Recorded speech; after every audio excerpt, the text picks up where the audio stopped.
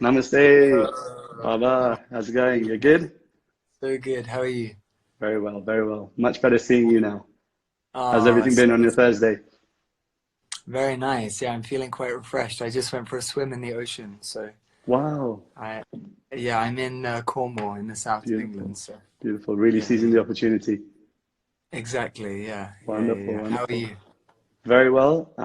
I've had a day where I've just kind of been away from my phone a lot of the time, which is fantastic.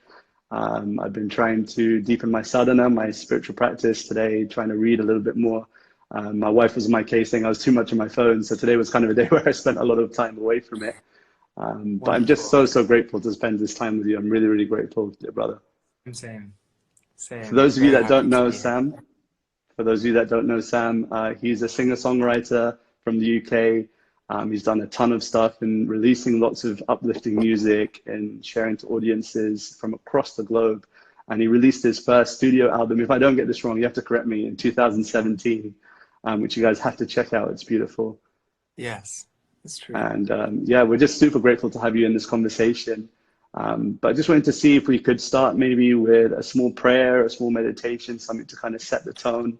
I don't know if Yes. you feel comfortable to kind of just lead us in that, to kind of just rest the mind. I'm sure a lot of people have had I would kind of love that. anxious thoughts or so many things going on in the mind, and maybe you could just kind of settle the mind for us. Wonderful. So let's just start by taking a nice deep breath in through the nose and out through the mouth together.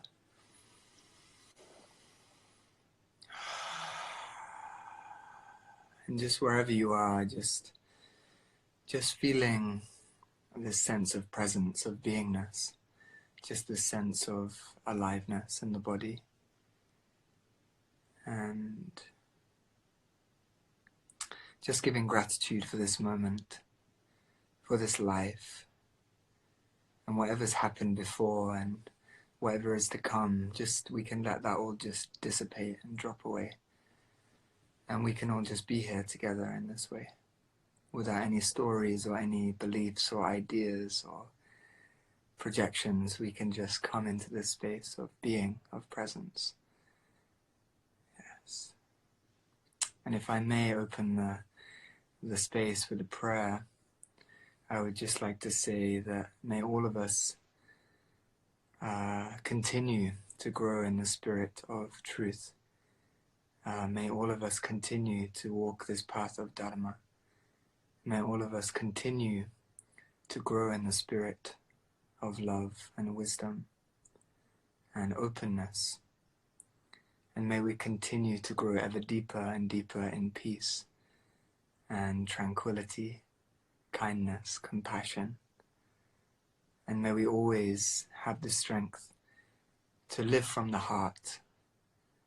And may all those who meet us on the path of life, may they also be inspired by the silence and the peace and the wisdom, the lightness that they perceive in you, that they themselves feel compelled to seek and find the peace and joy that lives inside their own hearts.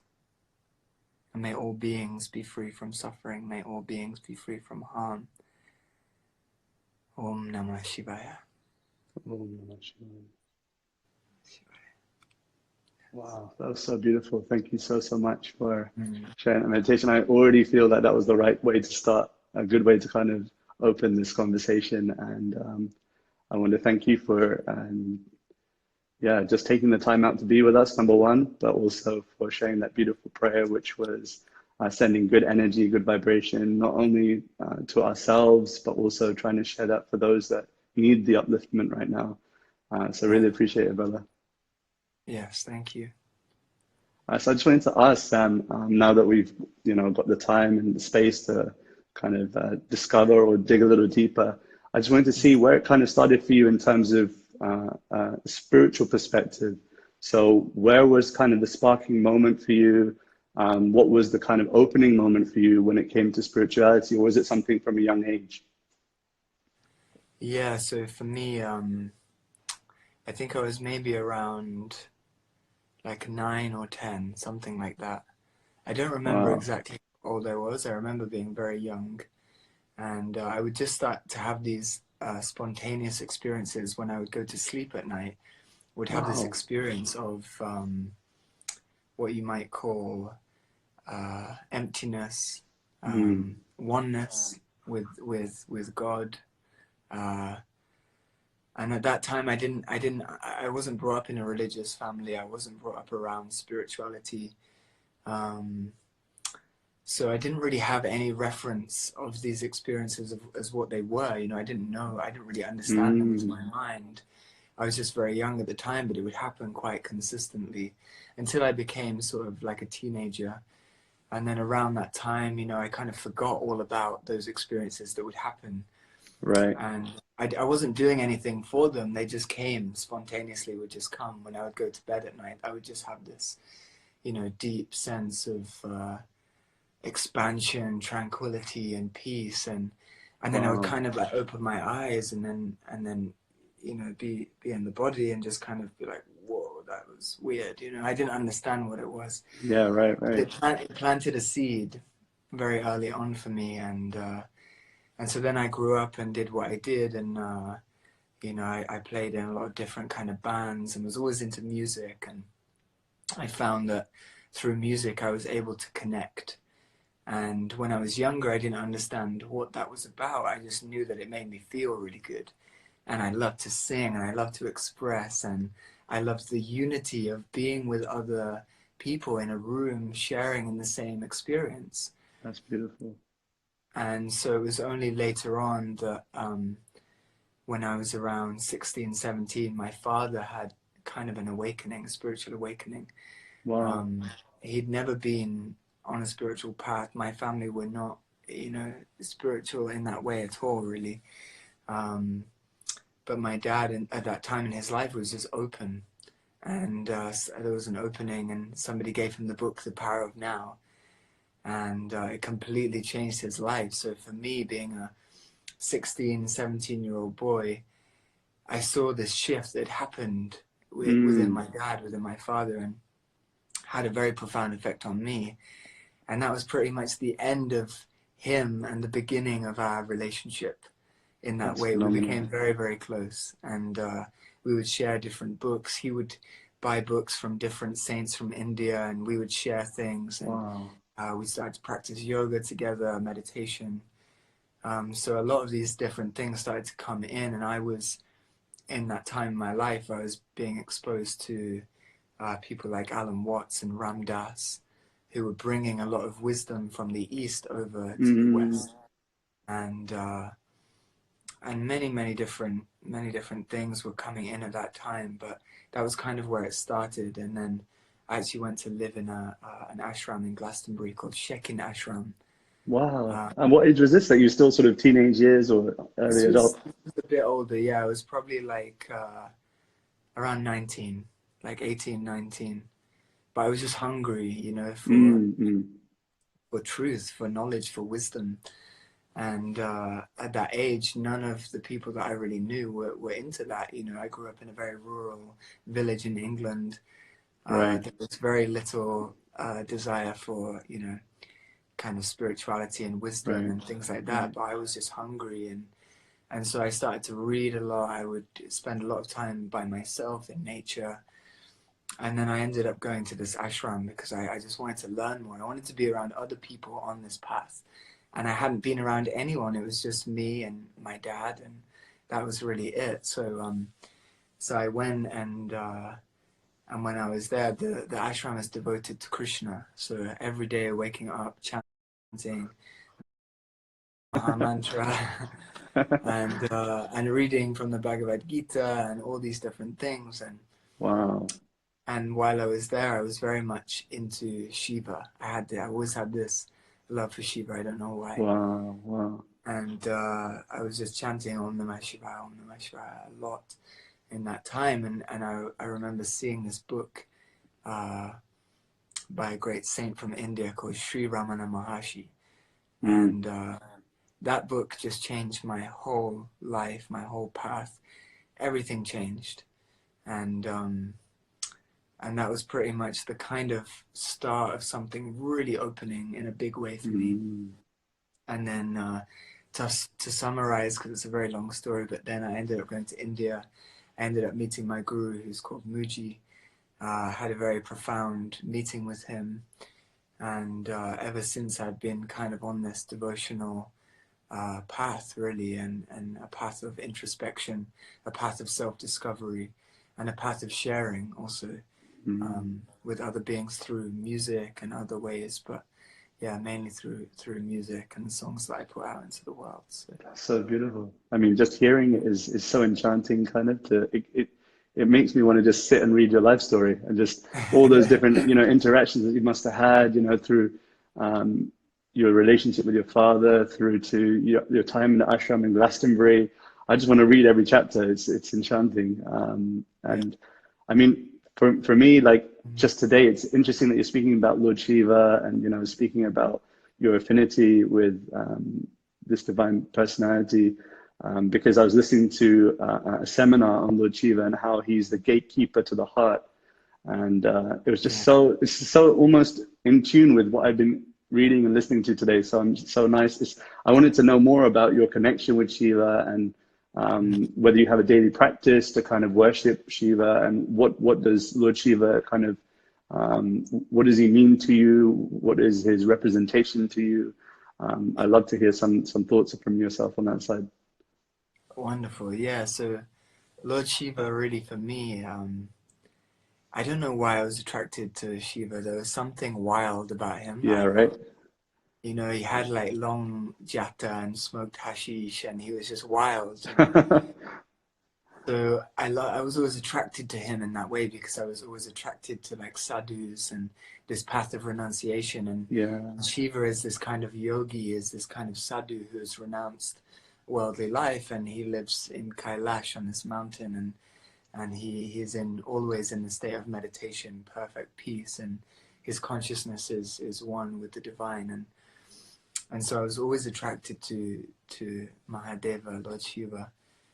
And really what all these deities represent something unique. And to me, they're not something external, they're something internal.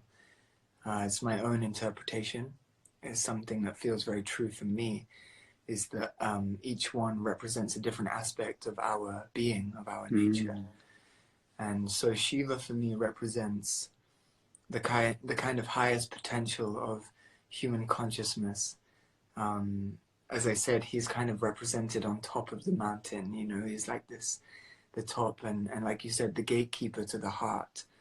So you have to go through Lord Shiva if you want to get into the heart. And so I think for me, he really just represents that perfect peace, which is one with the self that we are. And that self is not a personal self. It's not myself or yourself. It's just the one consciousness. And there's really no words for that. So it can be very tricky to speak of. Right. Because it's formless. It doesn't have a name. It doesn't come from a specific culture. It doesn't belong more to Hinduism than it does to Christianity, or is more Muslim than it is Rastafari, or all these. It's all one for me. Is all one. So Shiva really represents that oneness, that one consciousness, which we all are. We all express in many different ways, and in the same way, you might have a red flower and a yellow flower. Both are flowers from the same source. They come, but they manifest in different ways, different colors. They have different appearances, different qualities. And so like this with human beings and with all life comes from the one. It all comes from God. It all comes from the one consciousness, but it manifests in a very unique expression. So I look a certain way, you look a certain way, but beneath all of this is Shiva, is that one consciousness.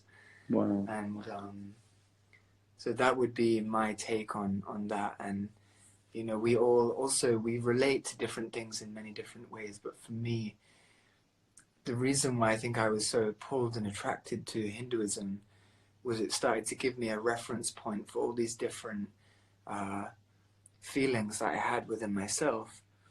I could start to see that this aspect of myself that was very loving and very playful, I could relate to Krishna. Or Wow. maybe if there was something like very devotional, this very devotional side, I could relate to Hanuman. Or if it was Shiva, as I just expressed, is this just one, this pure consciousness, which is just like space, just empty and pure. So yeah, for me, they all represent something unique, but they all come from the one source.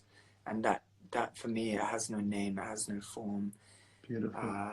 it has no quality, it is beyond all of that. So Wow. Wow. So lovely to hear. And yeah, like you were mentioning, so, Krishna is right here.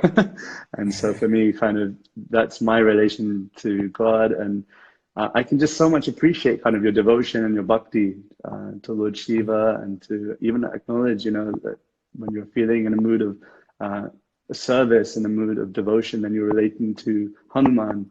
And just hearing that, it's just really enlivening. I'm getting so many images coming to mind.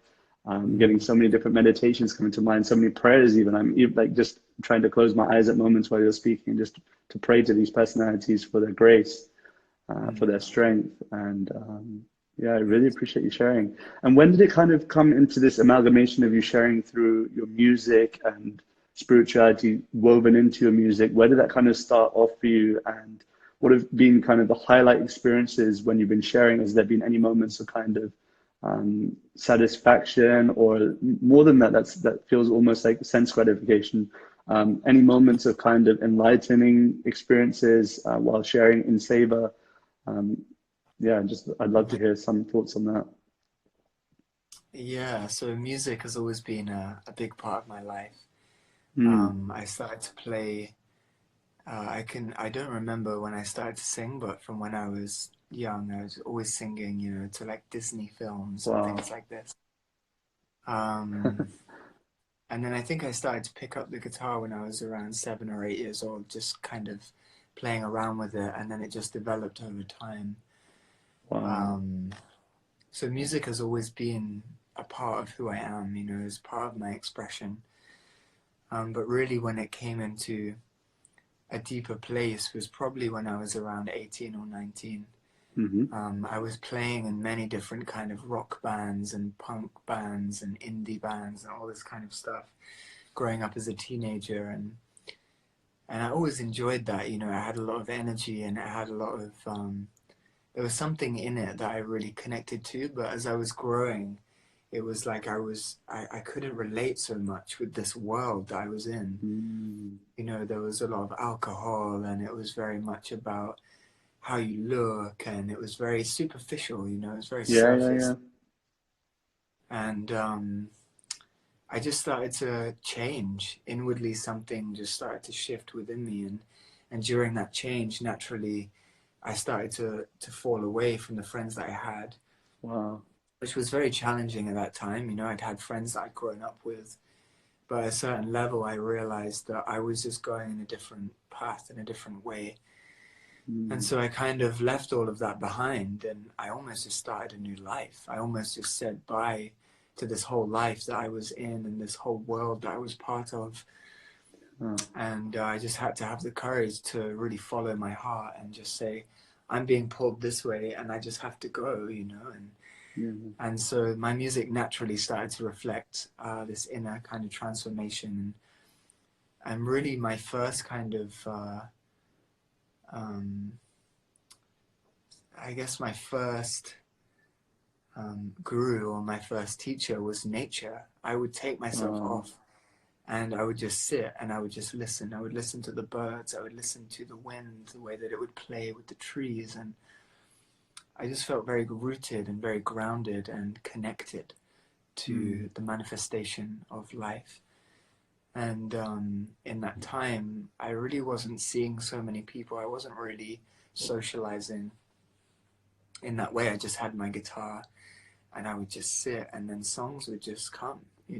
I've never really sat and tried to write a song Right. and think, oh, today I'm gonna write a song about this tree or this. It would just come very spontaneously, And so songs like The River was a very one of the first songs that I wrote was a song called The River, and was just literally just about a river that I would sit with and would meditate with, and I would kind of speak to and connect to, and had this kind of relationship with, and just the sound of it, the sound of the water as it was going by, it just had this kind of effect on me. It would just stop my mind and just Wow. bring me into this place of stillness and oneness with God, with life, and so then these songs, they would just pour out, like um, close your eyes and see the world, see the world within yourself, close off your mind and you will actually learn. When we still the mind, we can really learn, we can really learn true wisdom and understanding. So these things that I was not thinking about them, they would just come out, Yeah. pour out of me. And so then it was just this natural kind of progression. It just went on. And then, as I said, me and my father, we would start to learn about different gurus and teachers. And I was reading a lot of things from Buddhism, from Christianity. Wow. I was reading the Bible a lot and reading the words of the Buddha. And then I was reading the Bhagavad Gita, the Upanishads, and anything that I could find, I was just Anything you reading. get your hands on. Yeah, absolutely. It was just hungry for wisdom, and Yeah. so kind of came in that way, and then that just naturally started to influence my writing, and I just started to see that there was a oneness. I would read the words of Christ, or the words of Buddha, or the words of Krishna, or the words of Prophet Muhammad, or the words of Ramana Maharshi, and I started to see this oneness. I started to see that Yeah. the truth is one, but it goes by many names. Right. And and so yeah, it would just have this profound effect on me, and it would come out in my writing. Mm. And then when I went to live in the ashram in Glastonbury, at that time I'd kind of given up music. I decided that I wanted to become a kind of renunciate. I wanted to devote my life to God, Really? and I Wow. didn't want to have anything to do with music, because in that time I was spending a lot of time in London working with different producers, different things, and they were very much trying to encourage me to go down a more kind of commercial path. Yeah. Yeah. Yeah, exactly. Offering me lots of things and kind of saying, look, all of this spiritual stuff that you're getting into, that's all great, but just leave it for the minute, Right. because we want to sing about this. Mm. And whatever it was that they wanted me to sing about, I could not relate to, and I did not resonate with. And so I would go home and I told my family and my parents, like, I can't do this. If I can't sing and be authentic and genuine and sing Yeah. songs that are from my heart, Yeah. that really feel true for me, then I don't want to do music. I don't Wow. want to sing songs that I don't enjoy. Like, Fully. what's the point? The only Yeah. reason I sing is because I love it. I Right. enjoy, and it's an expression of my heart. And how can I compromise my heart? I can't. Right. So they said, you know what, why don't you go and find a community, spend some time. They had this full encouragement, go and find some place. So I found this place, this ashram. So when I went there, I didn't take a guitar. I just went there to become like a kind of monk, I guess, just to read, to meditate, to learn more about spirituality. But every morning we'd go into the temple room, and as we were sitting in meditation, there was a guitar in the corner of the temple that one of the monks there, he would play the guitar and he would chant and sing mantras, and every morning we'd go in and we'd be kind of sitting in meditation, and I would kind of have one eye open looking at the guitar, like I want to play that guitar. Yeah. Right. But I put it off. I was like, okay, I'm not gonna, I kind of Forcing the resisted. renunciation. Yeah, I was like, I'm done with that. I don't need this. And then I think towards the end of my trip, I was there for some time, but towards the end of my trip, no one else was around. I don't know what happened, but everyone had kind of left the temple and the ashram and gone somewhere. Yeah. And so I thought, this is my chance. I'm going to go in and And then all these songs started to pour out of me, and that Wow. was all these songs from my second EP, which I called Namaste. Because of my time there, I was very inspired by their tradition and this culture, and felt very much in resonance with. And so all these songs started pouring out of me. The first song that came through was a song called We Are One. And then after that, a song called Higher Than the Mountains, and other songs, they just sort of started to flood through. And that's really when kind of my spiritual practice and my spiritual life was just fully aligned with my music, and it just started to come through. Your Dharma and spirituality had kind of like come to a point of oneness, that, you know, these two worlds where, how can you use it in service? How can you use this Dharma of yours in spirituality? Yes. Wow. Yeah, fully. Amazing. So And it's so nice to hear that, you know, spiritualists all seem to have this one experience of kind of coming to a point where everything else seems superfluous, or everything else seems extra apart from one's own spiritual journey. And I think that if we don't come to that, then I think we need to exhaust kind of material life to the point where you feel there's nothing that I can squeeze from this. There's nothing more lemon in there that I can squeeze. Yes. Until you get to a point where you feel, I really need something in my life that will give me nourishment. So it's so wonderful to hear, no matter, like you were saying, like no matter what culture or what religion people come from, that, you know, there might be several different types of airlines flying to a destination, say like Chicago, and there might be British Airways, Virgin Atlantic, whatever it is, but they're all going to the same destination. And I think that when we realize that, you know, spirituality, religion, divinity, that the goal is to love divinity, to love God with all thy heart and all thy soul. Until we come to that conclusion, then we'll always see things as separate, like this is that sect, this is that sect. But it's so beautiful to hear that you've also consolidated that in your heart, that, you know, that these paths all lead to kind of this one fact. So yeah, it's so wonderful to hear you speak. By the way, guys, if you're appreciating anything that you're hearing, then please do press that love button. And if you have any questions, then I will definitely be asking Sam at the end of the convo. But I wanted to ask Sam if he would kindly share any meditation, some music, a song or two with us, that we could appreciate, even through this wonderful community of being online. Yes, I would love to share a song. I wanted to share a new song with you, and it's a song called Nearer Than Near. I had a very profound experience recently with my guru, and yes, this song is I guess a reflection of that experience, and beautiful. Really is talking about the fact that, as you're saying, you know, we look for ourselves in so many different ways, you know, and sometimes we have to exhaust all of the possibilities before we turn inward and we turn to our own heart.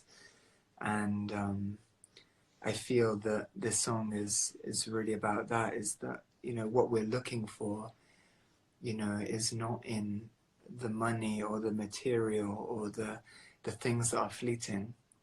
All these things are okay. All these things are beautiful. We can enjoy them. Of course. As long as we're not looking for ourselves in them. Wow. So this song is saying that what we're looking for is nearer than near. And yeah, I hope you enjoy.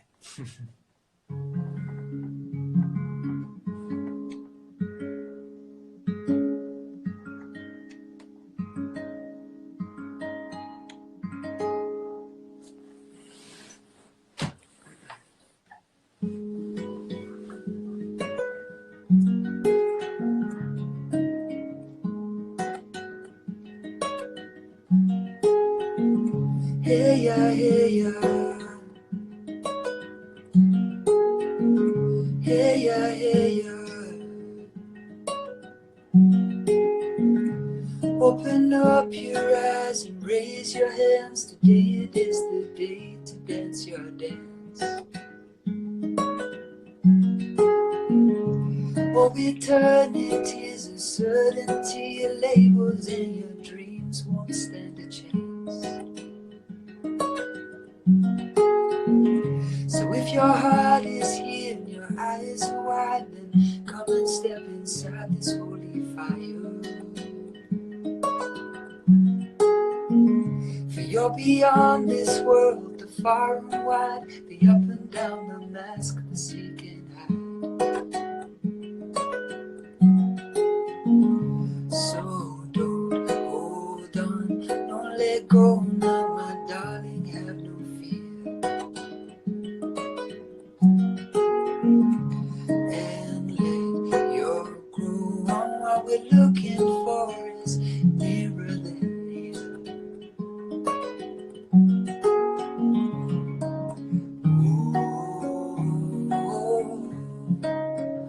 Nearer than near, it's nearer than near, nearer than near.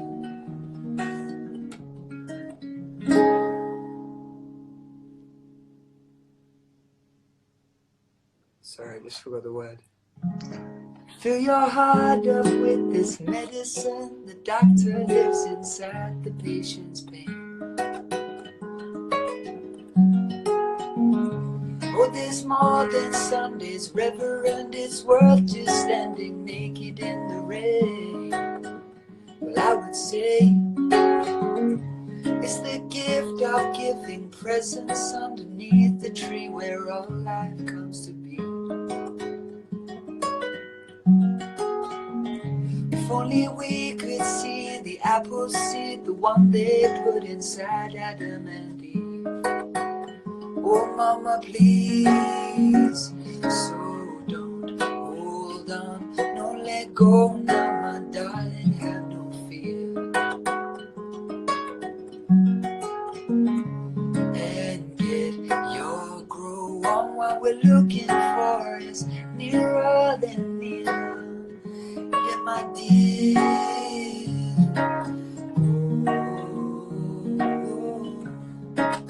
It's nearer than near. Oh, nearer than near. Oh, nearer than near. Oh, my darling, won't you sing a song of love? Oh, my darling, won't you sing? Yeah, yeah. Oh, my darling, won't you sing a song of love, love? Oh, my darling, won't you sing?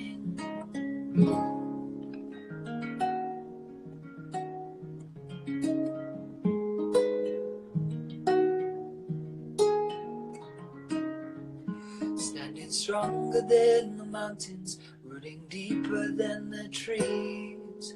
More than old emotion, sailing off into the breeze. If truth is what we're seeking, and if truth is what we need, then let our eyes be open to receive the love we be.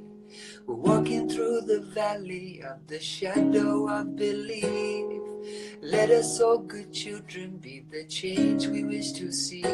Hallelujah to the fire, bringing forth the ancient seeds. More than we imagine and beyond what we conceive. Oh, oh, oh. It's nearer than near. Oh, oh, oh, oh. Nearer than near. Hey, hey, nearer than near. Oh, nearer than near. Hey, hey, it's nearer than near. Hey, hey, nearer than near. It's nearer than.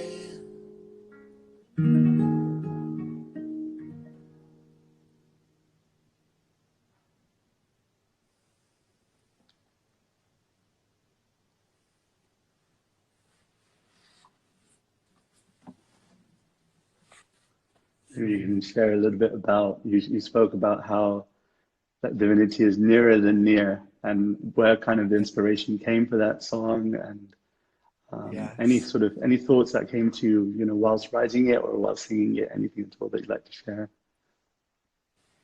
Yeah,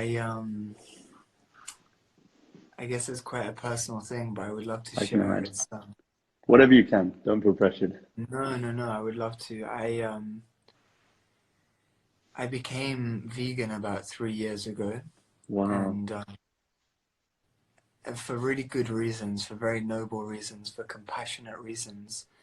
But through that process, my ego became very loud and very Mm. prominent in my life. I started to believe that I knew what was right and that others were wrong. And that Wow. brought a lot of poison inside my heart, brought a lot of toxicity inside of me.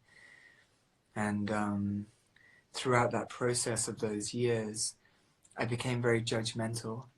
I started to see people for whether or not they were vegan and not Mm. whether or not they were just a human being. And to love, there's a great saint from India called Maharaji Neem Karoli Baba, and one Yeah. of the things that he says is love all, serve all, and remember God. And this has always stayed with me throughout my life. As I heard that, it always stayed with me. Mm. But during this time, I couldn't love everyone because there Mm. was so much judgment inside of my heart, and even towards my own guru, and even towards the Wow. people inside my own sangha, and even towards people that I loved, and people that I really cared for and held really dear in my heart.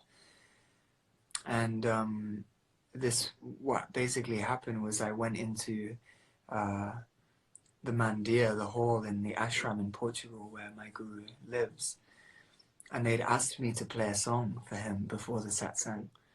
And Mm-hmm. normally I would play a song of devotion, a song of inspiration that's come through my devotion, or something like that. Mm-hmm. And in this instant, I felt, through my own arrogance and my own ego, I thought, you know what, I'm gonna sing a song about veganism, and this is my chance to show them the truth and to show them what's right. and Wow. and because of that, as soon as my guru walked into the room, I just wanted to break into tears, because as soon as he looked at me, I just saw all my arrogance, I saw all my judgment, all my projections of what I believe is right. And, I know what's right and you're wrong. But this I that was right was also another form of ego, was also another form Mm. of this kind of personal identity. Yeah. And what I realized in that moment is that when you are right and you make others wrong, it enhances the false sense of self that we have. Completely. And even though it was very noble, the reasons why it happened, and I felt a lot of compassion for animals Yeah. and the way they were being treated in factory farms and things like that, still the ego came in through the side door and was wearing this mask of, the good guy doing the right thing, but was going around telling everyone else that they were wrong. And so Right. in that moment, it was like my guru just opened the curtains and the light shone through again for the first time in what Oh. felt like years. And I felt my heart again for the first time. And I saw him, and he was just like a mirror Yeah. reflecting back to me my own true self, my own divine nature. And how can I repay that? I mean, what can I do other than just sing and write and let these songs come through me, and to share them with others, and to share my story with others. And Wow. so yeah, it was very profound. And then many songs came in that time. I was there for a while, and lots of songs were coming through, and this is one of those songs. So. Wow. And is it something where like you find time throughout the year to kind of say this is my sacred time for when I'm going to spend time with my guru? Do you make it a regular thing, or is it just as and when it happens? Is it more organic like that when you're taking time out to nourish yourself, nourish your roots? Yeah, it's very spontaneous.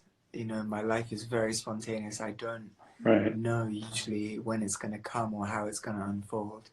I was meant to be there now, and Oh because of what's no. happening with the coronavirus and these things, it's taught me a lot about surrendering. Mm. I have a daughter also that lives at the ashram with her mum, Wow.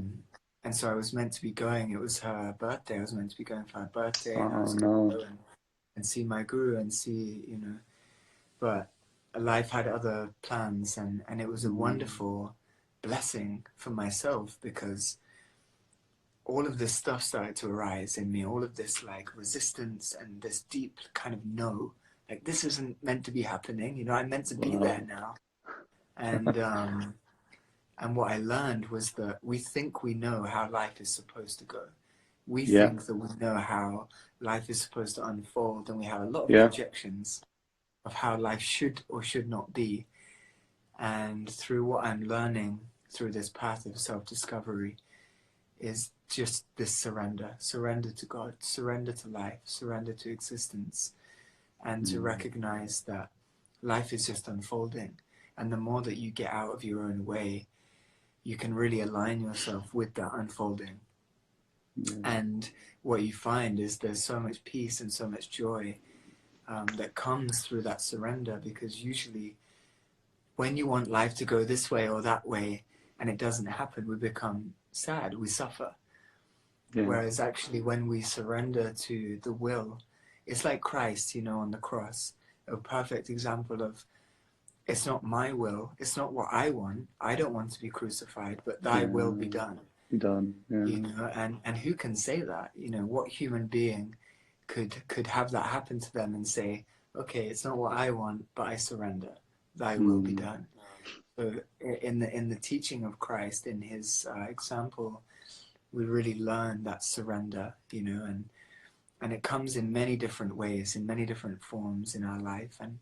And for me, it's come at this time, of just not knowing, when I can see my daughter, not knowing when I can go and see my guru again, Mm. and being okay with that, because something inside of us, we like to fight against life. We like to think that we know how things should or shouldn't be, and of Right. course we strive for the best, for the good things that we can in life, and we strive to do what we can. But ultimately, when it comes down to it, we have to put our hands in the air and surrender and say, "Not my will, but Thy will be done."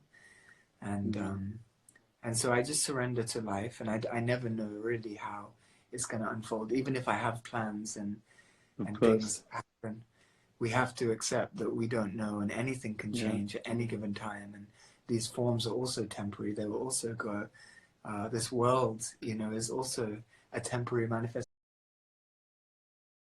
Will also one day not be here, and I think that instills in me a sense of gratitude Yeah. for this moment right now, because even as we're here having this conversation, I don't know that the next moment is going to come. So in that, there Who grows knows? this sense of presence, of gratitude, and deep appreciation, Wow. practicing deep appreciation for this moment as it is right now. Yes. That's amazing. Wow.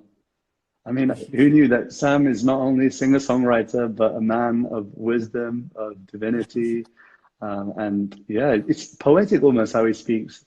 If you guys agree to hit that love button, it's definitely true that you are born to do this. You are born to make words come together in a way that divinity parts its clouds and makes it available for everyone. So wow, thank you Yes. so much. That was so nice. I mean, you mentioned surrender as being kind of one of your tips, and I'm just taking it away as one of the things that I'm taking away from this conversation. But are there any other tips that you have for people of our time?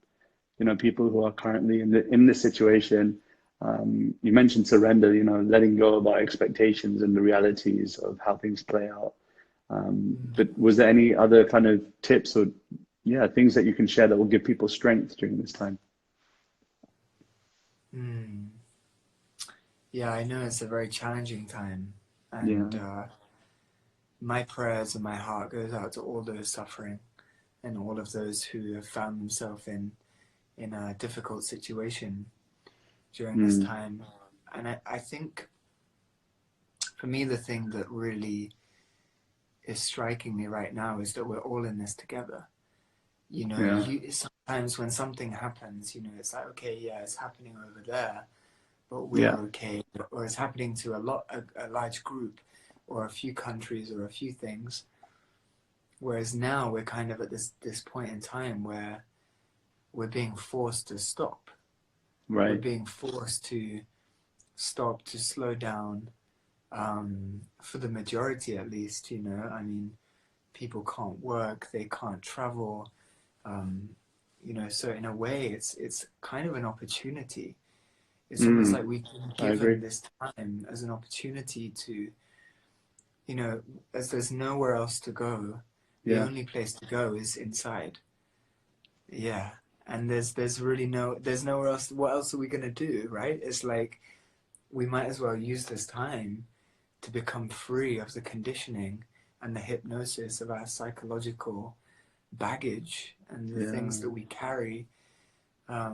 And so I think for myself and my partner, and I know a lot of my loved ones, we're really using this time as an opportunity to go deeper inside and to use it as a time of introspection, of self-discovery, and of to really value the things that are important to us in our life. And as another Yeah. reminder of how fickle and temporary life can be. You know, we believe so much in things being sort of permanent and Yeah. things just being, you know, forever. And actually, I think these times they remind us to look for something more deeper, for something Yeah. with more. What's the word I'm looking for? For something with more substance. Not to just live on this kind of shallow layer of life, but to really dive deep into the heart of existence itself. Mm.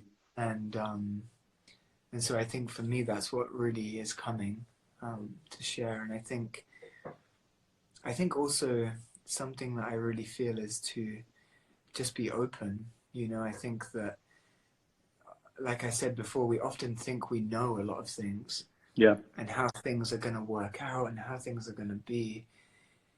And I think in these situations, it can bring out the best in people, and it also can bring out a lot of fear, can bring out a lot of Right. judgment, a lot of like, you know, well, we don't want you coming over here. We're kind of, you know, this kind of idea of not wanting to go near anyone because of the fear of contracting this virus, and, Right. which is understandable. I also understand. And we have to be safe, and we have to do what we have to do in order not to bring harm to anyone. And it can also bring out a lot of good. It can also bring out, you know, this desire for service, for seva, to help, to give. So, And I think that's a wonderful thing. I feel like, I think Neem Karoli Baba also said that God comes to the hungry in the form of food, yeah. you know, and it's like this idea that like we can serve those in need, and that's also serving ourselves. It's serving the highest good, you know, of humanity. Yeah. The things that seem actually almost negative and kind of like you know, horrible and sometimes really really bad on the surface, Mm. underneath perhaps they have a deeper lesson, a deeper Definitely. meaning for us to actually step into something that maybe we haven't been. Maybe we Mm. live on a quite, you know, selfish, you know, maybe we don't think about others, maybe we don't think in this way. And sometimes an event like this can happen where it brings about a deeper care in people. And so there's many layers, you know. I feel like Wow. with all things, there's many Yeah. layers. It's not just this one thing. I feel like there's so much in all of it, and I feel we can all take something from this time, For whatever that sure. is. So For yeah. sure. Yeah. I mean, you put it so nicely. There's this quote that kind of comes to mind as you're speaking from Mother Teresa, who says Mm. that what people are really looking for is not to feed hunger of the stomach, but to feed hunger of the heart. And the Yeah. reason why I quote this is because um, many of us have been so consumed of late for just feeding the stomach, for just seeing what is it that I need to do to kind of make a living for myself.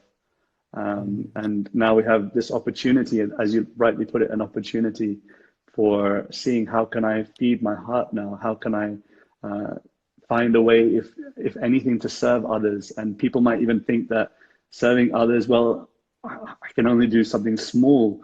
But the Dalai Lama, he says this really nice thing where if you want to understand the impact of something small, then think of the impact a mosquito can have in a bedroom at night.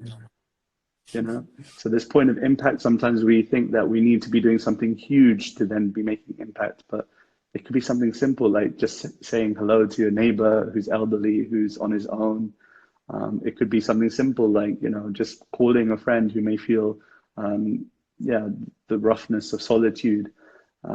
So, you know, everyone can have an impact, everyone can be of service, and I'm really grateful you shared that point. So thank you so much. In closing, I think that we should all fold our hands and thank Sam for his wonderful time and for his grace and for sharing with us with such humility. And we want to bless him that he continues to share music across the world through his guitar, his voice, his words. And we pray that he can be a beacon of light for all that you know he comes in contact with, for all that he touches his heart with. So thank you very much, Sam, for your kind time. Would you like to leave us with a prayer? Anything you want to say in closing? Yeah, I think what's present for me is, and something that I feel to share is to, as I said before, is just to remain open with your heart. Don't close your heart for anything, for anyone. Always remain open to the spirit of life. We never know how things are going to unfold. And the more that we are willing to walk this path of openness, of discovery, with that comes less dogma. And I feel that whenever seekers on the path become very dogmatic and, you know, this way is the only way and all other ways are redundant, I think that's a big mistake that we can make. And I feel to share that we must bless everyone, whatever tradition, whatever way, whatever understanding, all comes from the same source. And we must bless and love everyone and love everyone and love all and serve all. And so in that, my blessing goes out to every one of you. My blessing goes to you, Radhika. Thank you so much for having me. And yeah, my prayer is just love and peace, and that we all grow deeper in wisdom and the understanding that we are in fact one, and that we can never be separate from who we are. And may we all come to that recognition of our true nature that is one with the divine. Yes. Thank you so much. Thank you, brother. We look forward to having Sam. I'm almost penciling in for you. I need to get you back on here to do another chat, another conversation, if you're able and willing, of course. But yeah, please, thanks, Sam, again, pressing that love button, sharing the love. And yeah, Sam, maybe you can share what you're up to. We only have 2 minutes left before we get cut out.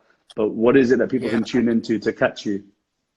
Yeah, I've started a new platform with my partner called Gather. There's a link in my bio on Instagram. You can find us there. We'll be doing some live stream kirtans where we'll be singing mantras and different songs for the earth and sharing meditations. And so yeah, please come and join us there. And please just keep spreading love and sharing from your heart. And if my music touches you, please share it with those who you love and come into contact with. Ram Ram. Please do that. Ram Ram. Thank you so much.